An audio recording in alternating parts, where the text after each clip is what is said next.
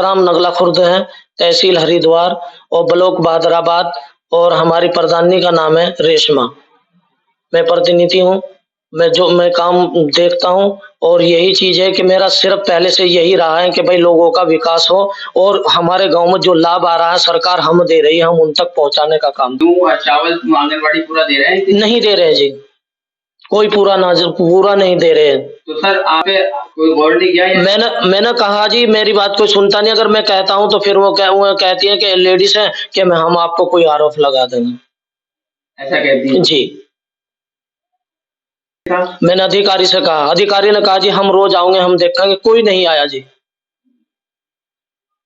तो क्या संदेश देना चाहते? मैं संदेश सरकार को ये देना चाहता हूँ कि जब सरकार नौकरी दे रही है और वो हमारे बच्चों के लिए दे रही है, और वो हमारे बच्चों को अगर वो शिक्षा नहीं मिलेगी तो फिर क्या फायदा ऐसी आंगनवाड़ी का रखने का, और क्या ऐसे मास्टर का पढ़ाने का, जब उस तक वो शिक्षा नहीं पहुंचने की। हमारा विकास कार्य ये रहा जी कि जनता ने जो हमें दिया, विकास के लिए वोट दिया, और विकास करने का हमारा पहले से ही ये था कि भाई हम विकास अच्छा करें। क्योंकि आज भी हमें महसूस यही देता है कि हम हर गांव से 30 साल पीछे हटे हुए हैं विकास के काम में, और हमने जो काम किया, जनता ने हमें जो वोट दिया वो सिर्फ विकास के लिए दिया कि भाई हमारे रोड हमारे बेकार थे, हमारे गांव का स्थिति खराब थी, पंचायती घर हमारे यहाँ नहीं था, कोटा हमारा तीसरे गांव में लेने के लिए जाते थे। आज अल्लाह का शुक्र है कि भाई हमारे गांव में ही आ गया, और पंचायती घर भी तैयार हो चुका। पहले स्कूल में होती थी, और हम जब से बने कि भाई हम तो स्कूल में ही कर रहे थे, और यहाँ भी कभी ऐसा हो जाता कि भाई कभी बैठक को भी हो जाती, और ज्यादा स्कूल में ही रही। अब उसके बाद पंचायती घर बना, पंचायती घर में अब वहीं बैठक हुआ करेगी, सब काम हुए होंगे। वो ग्राम समाज की जमीन है जी, समाज की जमीन थी। जो तहसीलदार आए, आईएम साहब आए, कानून को आए, सबने मिलकर वो जमीन मुफ्ती करके, मैं उन लोगों का बहुत आभारी हूँ।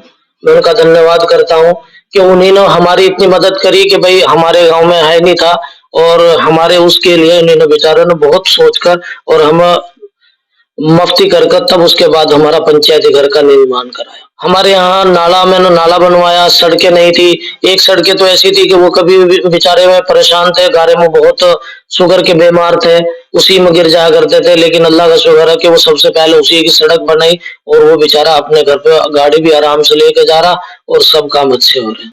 बस इसका कार्य जी, वो जो ठेकेदार है वो ठेकेदार माल सही नहीं लगा पा रहा। माल जो हो तो उसे पंगल मिला कर लगा रहा, सही जो उसमें कोर्स है जो डरना था डस्ट वो नहीं सही डाल पा रहा। चेकिंग नहीं करी? मैंने कई बार चेकिंग करी जी, मैंने कई बार उन चीज को उठाया मुद्दे, कहते जी मैं ठीक करूंगा, लेकिन यह कि कोई गौर नहीं करी इसमें।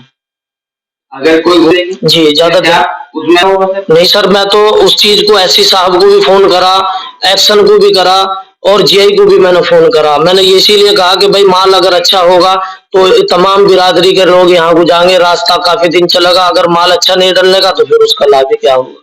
तो जी गांव वालों ने करा तो ठेकेदार कहते हैं कि मैं अच्छा करूंगा, और फिर होता है नहीं। ये बेचारे अनपढ़ लोग हैं, इन्हें पता है नहीं। जो पढ़े लिखे वो उनके साथ में लगे हुए हैं, जो बेपक्ष जो हमारा वो कर रहे हैं तो वो उनके साथ में लगे, सही काम नहीं कर पा रहा ना जी। हमने कभी ये नहीं चाहा कि हम विकास के काम में कभी एक रुपया खाओ। हम ये चाहते हैं कि विकास के काम में चाहे हमारे घर से लग जा, पर विकास का काम अच्छा हो।